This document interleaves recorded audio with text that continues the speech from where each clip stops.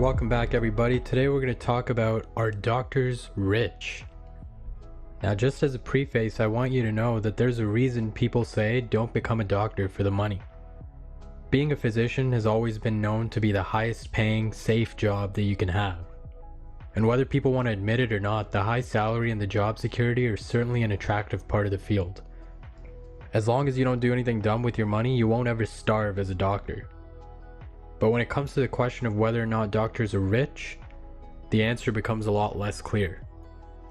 Now, for example, on paper, if you look at an established 40-year-old attending physician, yeah, they seem rich in the traditional sense of the word. Compared to the general public, they're making great money, and certain specialties are even making what might seem like a killing. Now, people often see doctors' salaries and either complain that they're too high or use it as motivation to become doctors themselves. What often gets overlooked though is the nuances and the sacrifices you make getting to that money. First off, your definition of rich depends on many things, including your upbringing and your goals. If you have affluent parents and you're used to living in a six-figure household, a doctor's salary might not seem like much to you because you're just used to it. If you grew up poor, it may seem like heaven to live that life. Strictly numbers-wise, being a doctor has a much higher floor, which means the minimum amount of money you can make, compared to other jobs, but a much lower ceiling, which means the maximum amount of money you can make. And the reason for this is you get paid to see patients, and there's only so many hours in the day that you can do this. Essentially, you keep what you kill, in the sense that as long as you're seeing patients, you're making money, but when you're not seeing patients, you're not making anything. Now compare this to something like business or investing. The process can be more automated eventually and requires less of your time after the initial stages of getting it going. Now, speaking of trading your time for money, people often forget the financial and time sacrifices that doctors make to get to where they are. In a traditional path, you have to do 4 years of college, 4 years of medical school, 3 to 7 years of residency, 1 to 2 years of fellowship, and then you're finally an attending doctor. The fellowship part is of course optional. Now during this entire process, you're accruing a ridiculous amount of debt, anywhere from $200,000 to $500,000 or even more. And on top of that, this debt is accruing interest as you go through this process. When you finally get paid as a resident physician, it's no more than $50,000 a year, and depending on the specialty you choose, it's been calculated that a UPS driver makes more per hour than a resident doctor. So for example, if you're doing something like surgery where the hours as a resident are ridiculous, you're not getting paid very much per hour. And then you spend basically the rest of your life paying off this debt. And as you get older, you may also have other financial responsibilities like providing for your family or other ventures. Now, more important than money is time. As we said, it takes a minimum of 11 years of post-secondary education to become a doctor. Now, these also happen to be the formative years of your life and so-called prime years of your youth. This is the time that you have to find a way to enjoy as you work through it. Some people can often get to the end and realize that the juice wasn't worth the squeeze, which leads to devastating pain and regret.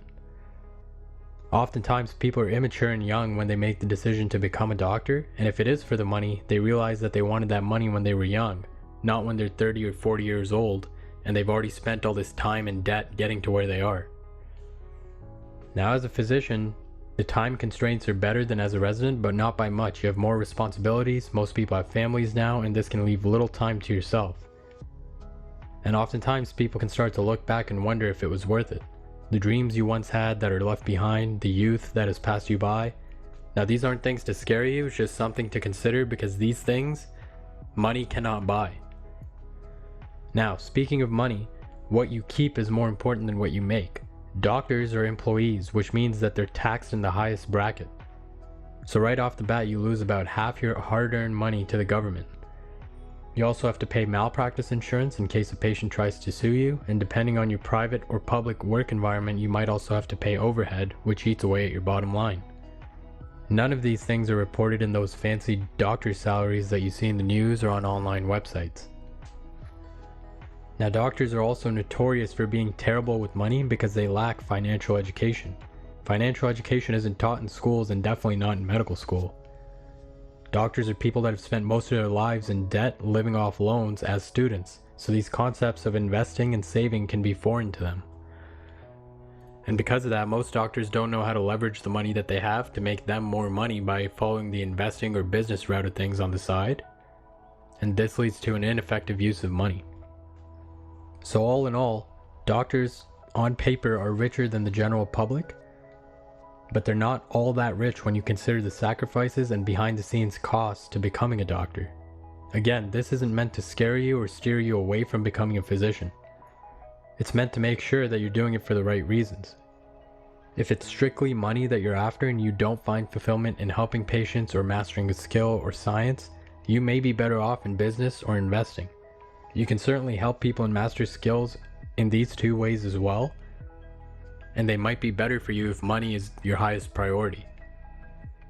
So take these things into consideration when you're deciding whether or not it's worth it to become a physician, and the next time that you see a physician's salary, remember to consider all the sacrifices that have been made to get there before you make any judgments. We hope this helped you guys out. As always, feel free to reach out to us and let us know what you want to hear about next.